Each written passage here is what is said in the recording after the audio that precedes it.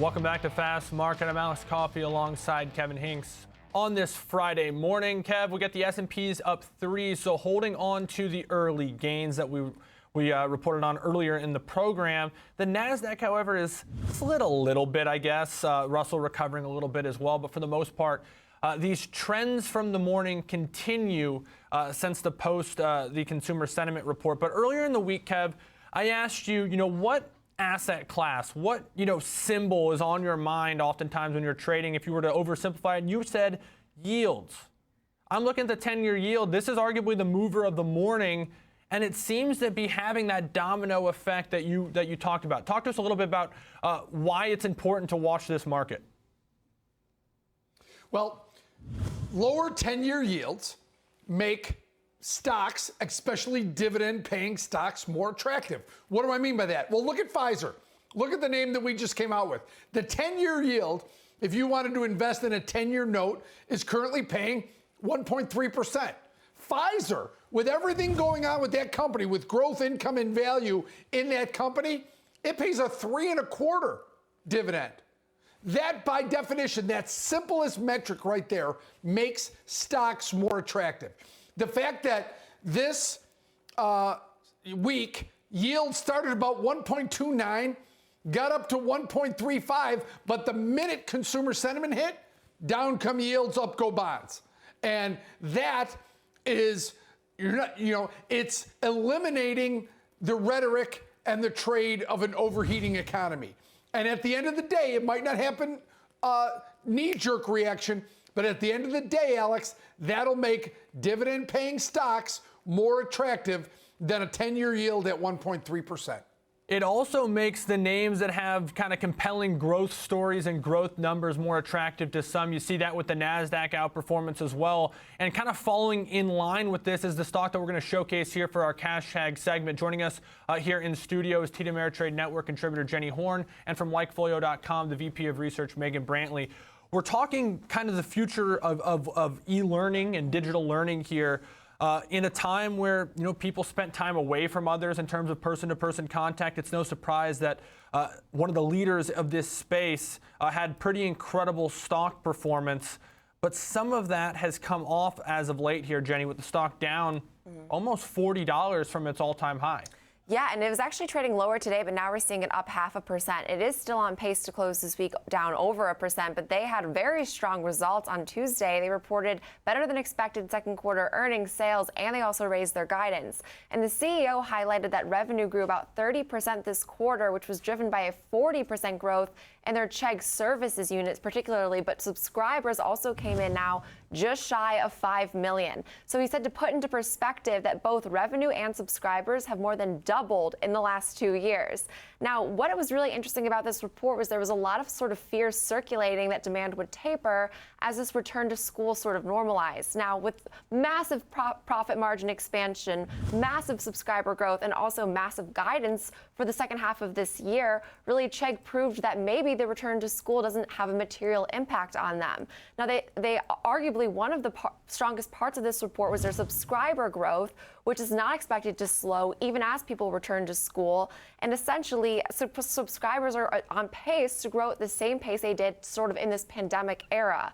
So with this guidance for third quarter and fourth quarter going forward, this includes those that might not be returning to school right now, the next few weeks, but that will eventually be in the fall and, say, winter time. So that just goes to show that I would argue that Chegg doesn't really have much of an impact with the pandemic and e-learning.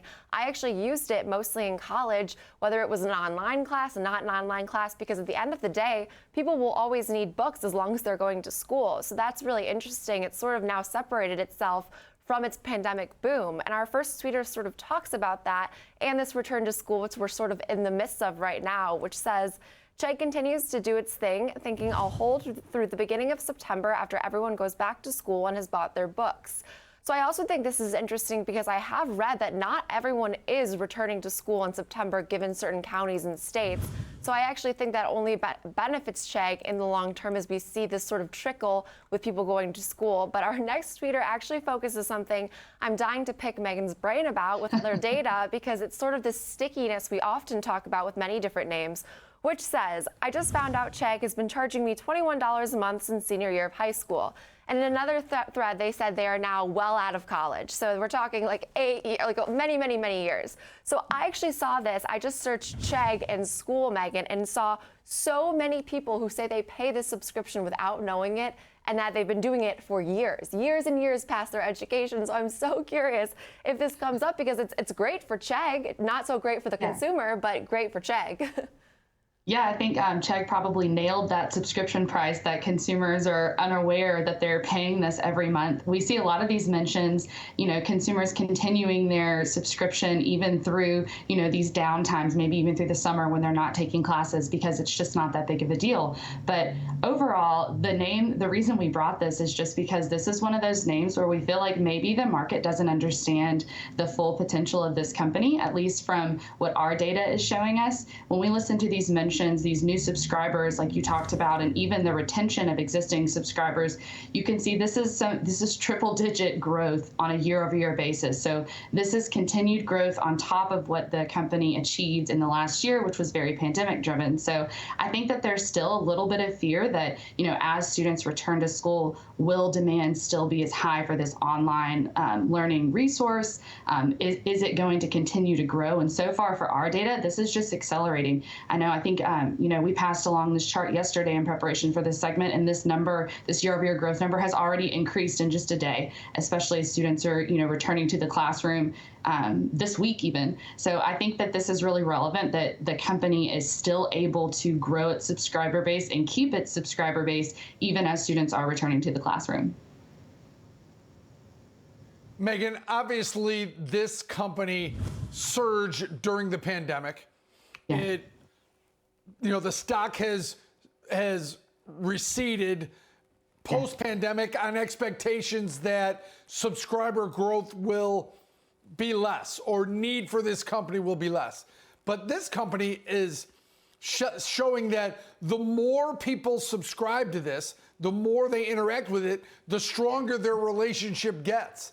And as a subscriber company, what I like best about this company is, Jenny, you know this. Everyone that's on this show right now knows this. You take a college course or a course even in high school, and that curriculum is old, right? It's not up to date. Whereas Chegg keeps their content up to date. So they may have the most original or most up-to-date content on the subject that you're doing.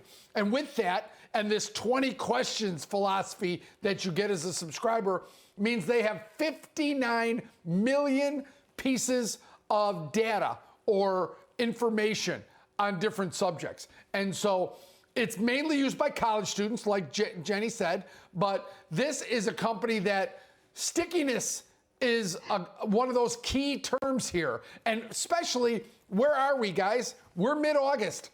In the next 2 weeks, everyone's going back to school in a better environment than they were a year ago. I think support for students, which is now one of the big growing pieces of this economy, it can only help a stock like Chegg, guys. Megan, is that sort of fall into the general consensus amongst those who are talking about this, is that it's not only helpful maybe when school wasn't in person, but it's as complementary to the overall experience, even if you were in the classroom?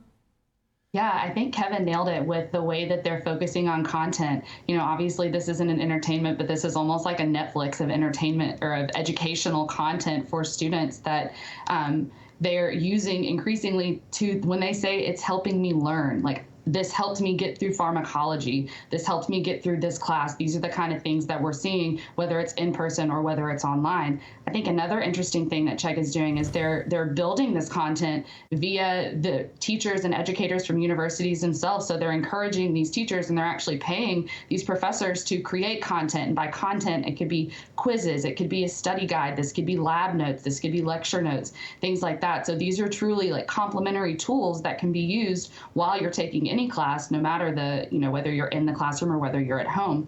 But I do think that there is an element of stickiness, that people will continue to use these digital learning tools beyond, even if they do return to the classroom, you see these mentions of people who are using these tools are up about 45% versus 2019. So I think that there's definitely some stickiness here. This is one of those behaviors where we say, okay, this was a more permanent behavior change. Just because students are back in the classroom, it doesn't mean they're going to stop using the resources that they found maybe in the last year.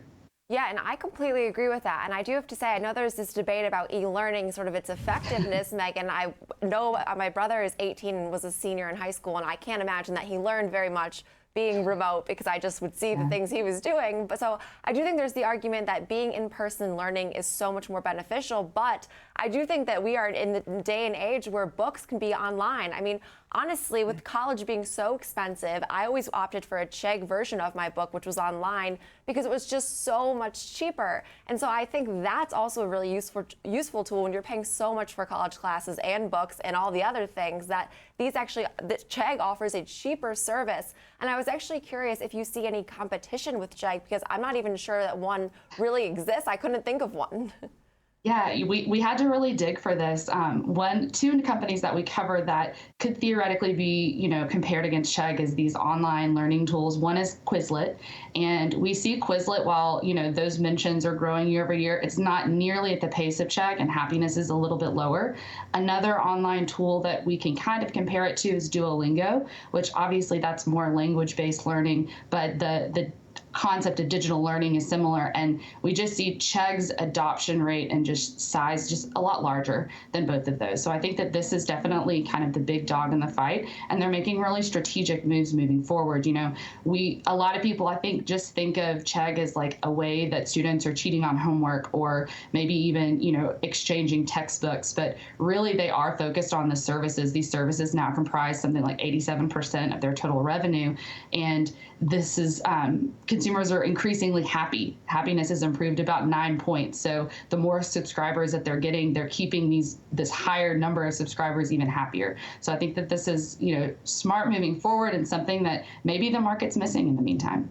Megan, it also seems like, from what I'm hearing from all of you as you talk about this company, is something that could balloon into an even bigger success the more success that it gets. We know, obviously, on college campuses, it's very social. The more that you interact with something and the better experience is, the more like you are to tell somebody in your social circle about it. Maybe they start doing it. And we also know that there's constantly new, people going into college or high school as they get older. So it seems like this kind of revolving door of maybe new customers, but also as they become more successful and they prove the reason why you should use this, more and more people are probably going to sign up. Is that generally the thesis behind why you're excited about this company?